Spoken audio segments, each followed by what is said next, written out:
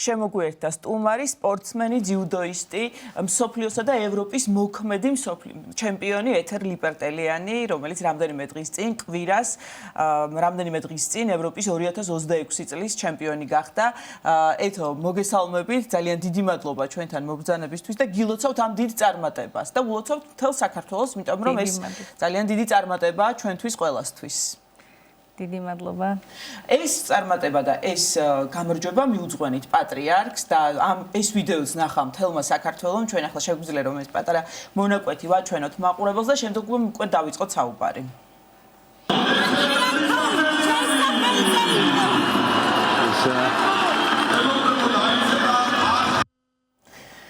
ძალიან დიდი მადლობა კიდევ ერთხელ ჩვენთან მობრძანებისთვის. ბოლო 20 წამი მინდა რომ გაიხსენოთ და ამით დავიწყოთ საუბარი. თითქოს ესეთი შთაბეჭდილება იყო რომ მთელი საქართველო გულშემატკივრობდით და რაღაცა დაძაბული შეხვედრა იყო ძალიან და მოგებას თითქოს არ ველოდით უკვე ბოლო წამებში. რა მოხდა, როგორ შემოტრიალდა ამ 20 წამში ყველაფერი? მოგესალმებით პირველ რიგში მივესალმებით თქვენს მაყურებელს, რაც შეეხება ამ შეხვედრას. მართლაც დაუჯერებელი რამ მოხდა. შეხვედრის დასრულებამდე 20 წამი იყო დარჩენილი და ვაგებდი ერთგულას. უკვე ისე იყო რომ მეც არ ვიცოდი რა მექნა და ერთი მომენტი იყო შესვლა გავაკეთე და ტატამზე ვწევარ. თან ტატამზე დიდი ხანი დაწოლა არ შეგვიძლია, მსაჯი მოვიდა ასაყენებლად და მაგ დროს გავიფიქრე რომ პატრიარქს გთხოვ მეთქი.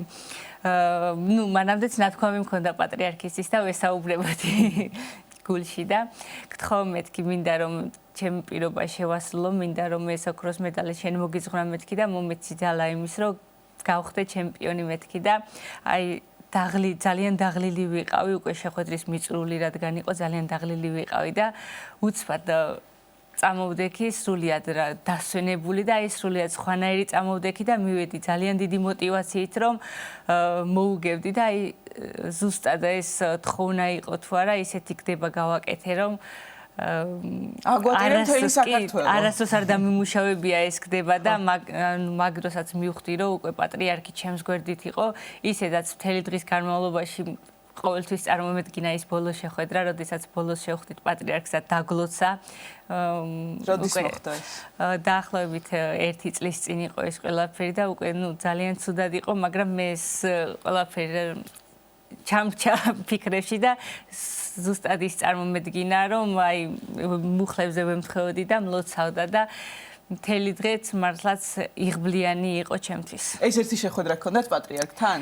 თქვენ თუ მანამდეც გქონიათ შეხვედრები? ერთი შეხვედრა გქონდა. ერთი შეხვედრა და მართლაც აი საოცრად დასრულდა ევროპის ჩემპიონატი, რომელსაც უმასპინძლად თბილისმა რა თქმა უნდა სპორტული მიმართულებით ძალიან დიდი მნიშვნელობის მოვლენა იყო. ეთო, ზოგადად რთული შეხვედრები გქონდათ, 5 შეხვედრა გამართეთ ან ჩემპიონატის ფარგლებში არც ერთი არ იყო მარტივი, განსაკუთრებით თუ არ ვწდები მეოთხედ ფინალში გქონდათ ასევე ისეთი რთული პერიპეტიები საბრძოლო თვალსაზრისით, რომ მოგვიყვეთ. ასეთ ტურნირზე და ვთქვათ ასეთი მასშტაბის ჩემპიონატზე ბუნებრივია რომ ყველა არის ძლიერი და შესაბამისად ხუთივე შეხვედრა გეყოლებოდათ ძლიერი მეტოქე.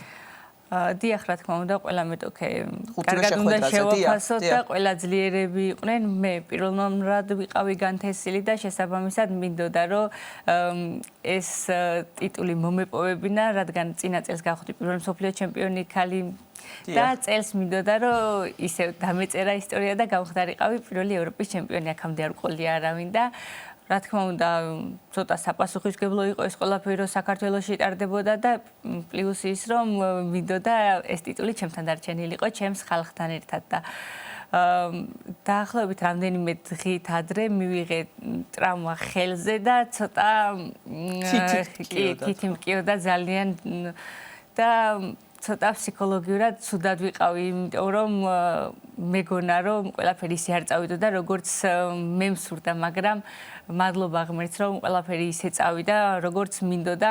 ყოველთვის ველაპარაკებოდი ღმერთს და ეს პატრიარქთან საუბარი მხოლოდ იმ მომენტში არ ყოფილა. მე და ჩემ ფსიქოლოგმა ვიცოდით ეს ყველაფერი, რომ ჩვენ ეს გამარჯვება პატრიარქისთვის უნდა მიგვეძღდა, რადგან პატრიარქი დედამიწაზე არის ამ ქვეყანად აღარ არის, მაგრამ რა თქმა უნდა ზეციდან გლოცავს და ხედავს ყველაფერს ჩვენთან ერთად არის. ვიცოდი რომ ამ ჩემს ლოცვას შეისმინდა, ჩემს თხოვნას შეისმინდა და მინდოდა რომ ეს გამარჯვება მიმეძღვნა, რადგან პატრიარქმა იმდენი რამ გააკეთა ჩვენთვის, ეს ჩვენგან არაფერი არ არის.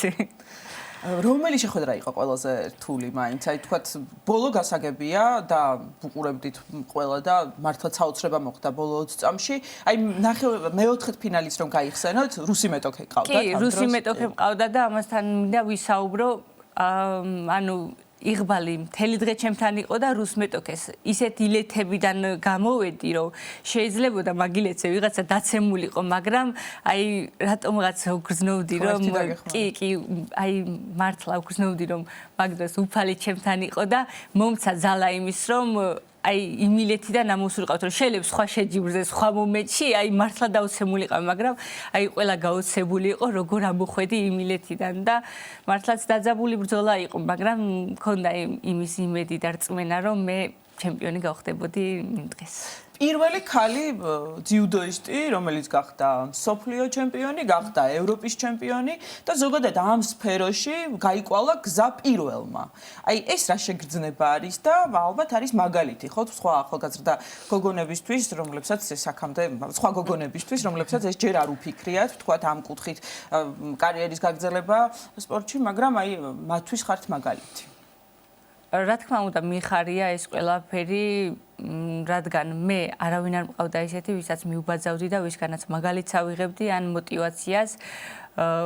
საბედნიეროდ ამ გოგონებს ყავთ მაგალითი ჩემი სახით და ვფიქრობ, აქამდე თუ ძნელი იყო შედეგების მიღწევა, ეხლა გაუადვილდებათ, რადგან უკვე მოხდა ეს და თვითონაც დაიჯერებენ, რომ შესაძლებელია. გატეხილია ზიად და არის ამის მაგალითი. ძალიან დიდი შრომა უწვის ამ ყველაფერს ოღონდ. წინ ეს მარტივად არ მოდის, ჩვენ ვხედავთ, თქვათ, აი ამ ასპეროზების წუთებს, რომელიც რაღაცა პერიოდი გრძელდება ძალიან ხანმოკლე, მაგრამ ამ ყველაფერს წინ უძღვის საოცარი შრომა. არა მხოლოდ ფიზიკური, არამედ ფსიქოლოგიური მომზადება, თქვენ ახსენეთ ფსიქოლოგიც, რომელიც მუშაობს თქვენთან ერთად. როგორ ემზადებით ხოლმე ესეთი შეჯიბრისთვის და ხო ვთქვათ გასულ წელს იყო მსოფლიო ჩემპიონატი, წელს ევროპის ჩემპიონატია და ეს მუდმივი პროცესია თქვენ შემთხვევაში ასეთი შეჯიბრებები, ასეთი ტურნირებით უკვე ასე ვთქვათ გამოცვლები არ სრულდება, ხო? ეს პროცესია ჩვეულებრივი სამუშაო თქვენი. სიმართლე გითხრათ, დიდი ხანი არ არის ას ფსიქოლოგი მყავს, საბედნიეროდ მადლობა ღმერთს რომ ვიპოვე. ანა არველაძე ისიც პატრიარქის მრევლი იყო და ჩვენ ძალიან ბევრს საუბრობდით პატრიარქზე და ყოველთვის მიყვებოდა თუ რა გაუკეთებია პატრიარქს. სხვათა შორის, როდესაც ის და მისი მეუღლე დაოჯახდნენ 2004 წელს, პატრიარქმა თავისთან მიიწვია და დალოცა. ნუ ამაზე დიდი ბედნიერება რა უნდა იყოს და ყოველთვის მიყვებოდა ამას და დადებითი ენერგიით მუხტავდა.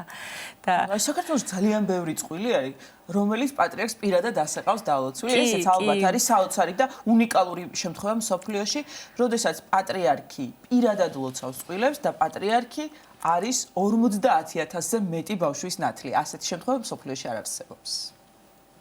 ესეთი საოცარი პატრიარქი ყავდა. მოვყევით ბოდიში რომ რაღაცნაირად კი და ფსიქოლოგმა ძალიან დიდი როლი ითამაშა ამ ყველაფერში. მე ოლიმპიადაზე განცილი მარცხის შემდეგ ცოტა ძალიან ცუდად ვიყავი სამწუხაროდ.